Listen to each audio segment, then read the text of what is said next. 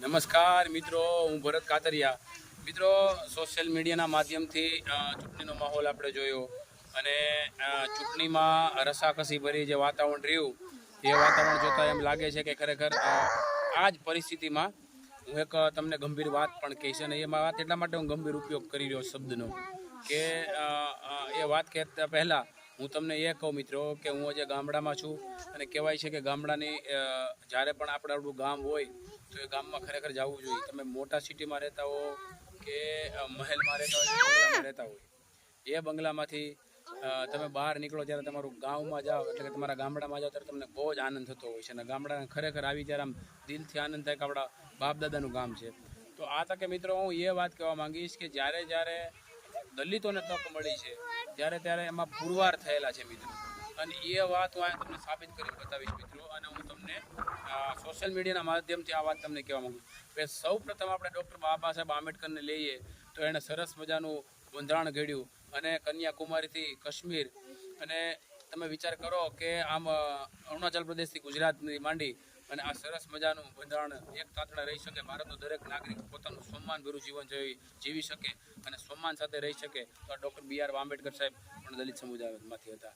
આ જ રીતે રાષ્ટ્રપતિની વાત આવે તો KL નારાયણ કે એની પાસે એક એવી ડિગ્રી હતી કે ડૉક્ટર BR આંબેડકર પાસે DLS. આ DLS આખા એશિયામાંથી બે જ વ્યક્તિ છે, પહેલા નંબરે ડૉક્ટર BR આંબેડકર અને બીજા નંબરે પૂર્વ રાષ્ટ્રપતિ એટલે કે KR નારાયણ સાહેબ.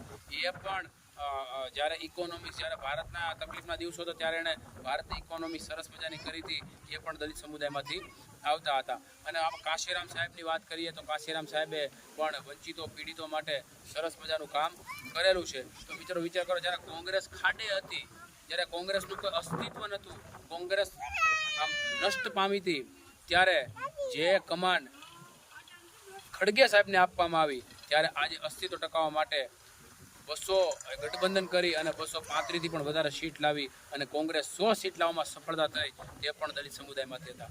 એટલે જ્યારે દલિત સમાજના લોકોને મોકો મળ્યો છે ત્યારે એ પુરવાર કરી દીધું છે. આજે આપણે અયોધ્યાની એટલે કે ઉત્તર પ્રદેશના ભવ્ય મંદિર જે રામ મંદિર બનાવ્યું, ઉત્તર પ્રદેશની વાત કરવામાં આવે તો ત્યાંથી જનરલ સીટમાંથી પ્રસાદ સાહેબ કરીને છે એમને ટિકિટ આપી અને અહીંયા જનરલ સીટમાંથી અયોધ્યાની સીટ જીતી બતાવી. એટલે જ્યારે દલિતોને મોકો મળ્યો છે ત્યારે એમાં ખરા અને પુરવાર સાબિત થયા છે મિત્રો. આ એક ખરેખર ચોક્કસ એક કલ્પના કર્યા જેવી બાબત છે કે જ્યારે મોકો નથી મળતો, અનામતમાં સીમિત હોય છે, જ્યારે લડવાવાળો યોદ્ધા હોય છે પણ એને અનામતના કારણે અમુક જગ્યાએથી જનરલમાંથી સીટ નથી આપવામાં આવતી.